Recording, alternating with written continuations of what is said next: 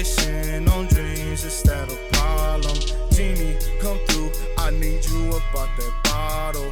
Facing highs, ducking lows, on my toes, never on my pivot. I know I'm tripping, the way I'm living is something missing, but I can't get it. I've been wishing on dreams instead of problem. Genie, come through, I need you about that bottle, that bottle. Nigga, ain't nothing changed but the range. Nowadays, just to cope, I need to...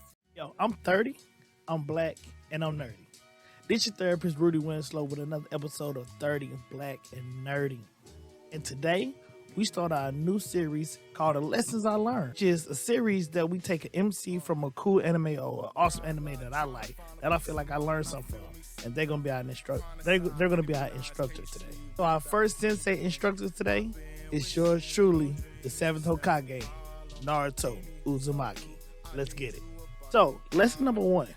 Hard times come, but you have to continue to believe in yourself. Naruto was born an orphan. His parents died the day he was born. His dad sealed a demon spirit fox inside of him, and everybody in his village hated him. And they was afraid of him too. And also he lived on Section 8 in the projects and only ate noodles and spoiled milk. Shout out to Lord Third. But the thing about that, Naruto never used those as excuses.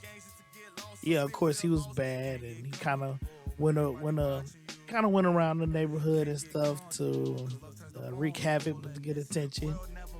He did have some poor upbringings, but he never used those as excuses. He worked hard, trained hard. Take me back to like the first episode when he stole that scroll and mastered the Shadow Clone Jutsu, which was a forbidden jutsu.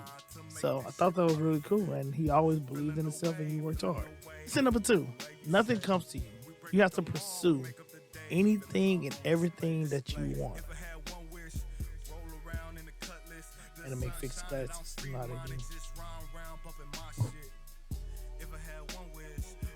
So, stepping back from the last lesson, Naruto didn't make excuses.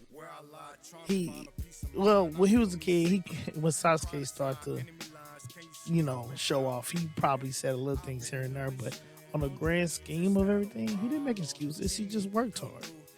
He worked hard. He put in the long hours, the blood, the sweat, the tears. He lost sleep. He worked hard. He was consistent. He consistently trained. He consistently did push-ups. He consistently worked on his chakra control. Although he had the Nighttail Fox that was disturbing his chakra, he still made the most of what he can do. And hold on, side note, I feel like in Boruto they should show his chakra control. His chakra control has improved because he don't have Kurama now. But anyway, that's a sidebar. So it was always teachable. He was always trying to learn something new. He was always trying to do better. He had from his senseis, Aruka Sensei, from Kakashi to Jiraiya, Captain Yamato. He was a sponge, and even Killer Bee taught him when he was trying to master the Nine-Tails. He was a sponge. Naruto was a sponge. He always remained teachable. He always knew there was more for him to learn, and he always just remained humble and knew when he didn't know something. So number 3, cherish your friends and family. I know this is not fairy tale, but Naruto also has talking no jutsu, and he has the power of friendship. So we already know that. So what Naruto did was he found a rival and also a community in which he could continue to grow. So what comes to mind is the Sasuke retrieval arc, when everybody went out to find Sasuke.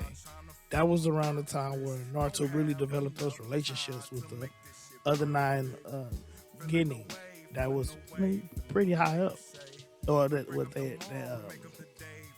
the Hokage respected, that the fifth Hokage respected.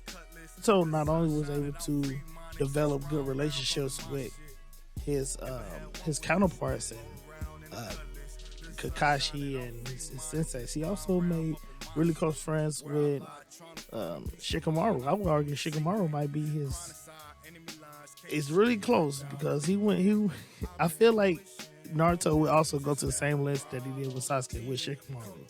That's arguable, but I think so. Naruto never took his relationships for granted. He always, since he didn't have a lot of friends and family when he was growing up, when he did finally get a Ruka sensei in his corner and different type of other ninja from other villages and his classmates in his corner, he held on tight and he risked arm, leg to save them, and he really cherished his friendships, his friends. Lesson number 4. So never back down for a chance for self-improvement. He never did. Anytime it was an opportunity for him to work on chakra control, a new jutsu, anything like that, he was down. He was ready. He was ready to learn. He was extremely and willing and ready to be teachable. I know in the last lesson we talked about him being teachable, but in this one he had the readiness to be teachable. He was always ready and willing to just go the extra mile to develop himself and become stronger. So here's where Naruto and Rock Lee has a lot in common. Both of those guys, they take on challenges that are so hard, but they're okay with it because they know the harder it is, the more uncomfortable they can be, it leads to them developing, growing, and achieving another level. So it's okay to be uncomfortable because that's going to lead to change, and that's going to lead to bettering yourself. So that's Naruto and Rock Lee mastered that. Lastly, chapter 5. Whoa. Speak positive things to yourself. That's what Naruto did. He said, believe it. I'm going to be Hokage. And he said it and said it and said it and drilled it into his mind. And that's what now he's Lord 7th. And that's what he was able to do. Because he continually pushed it in his head. He continued to put it in his head that he was going to achieve his goal. He was going to achieve what he wanted to achieve. In positive psychology, they call that positive self-talk. And it's a real thing. Like when you speak life into your mind, into your heart, you're gonna generally be you're gonna generally place yourself in a better mood to complete different tasks. Not saying that you magically create anything or anything like that, but when you speak life and positivity into yourself, it's going to give you the motivation to keep going, to keep pushing, to keep moving forward. So have a philosophy, develop a self-philosophy that you're going to use in any situation. Naruto's self-philosophy is, I never give up. That's my Nindo. That's my ninja way. And that's the thing. We need our own philosophy in anything we face in the world, because if we don't have anything to stand on, we'll fall for anything. And another thing, don't let anybody minimize your dreams or your accomplishments. When they laughed at Naruto, when he said he was going to be Hokage and they laughed at him, he didn't say, yeah, you're right, that's a bad idea. No. He said, who you laughing at? Let's fight. Not telling y'all to fight nobody, but in the class they're telling me to not care what nobody thinks. So when you got an idea for a new career or entrepreneurship or a new business idea, and somebody say, oh yeah, your little business or your little YouTube channel and stuff, don't pay them no mind. That's hate. They hating on you. Don't allow them to say that. Matter of fact, check them when they say that. Say, nah, you got it all wrong. I don't got a little YouTube channel. I got a big YouTube channel. I got a big entrepreneurship. I got a big business. Don't let them play you like that. And that's what Naruto said. Overall takeaway is to believe in yourself. Believe it. It's your therapist, Rudy Wynslow, with another episode of 30 Black and Nerdy. Lessons I learned. Peace. I've been wishing on dreams instead of problem.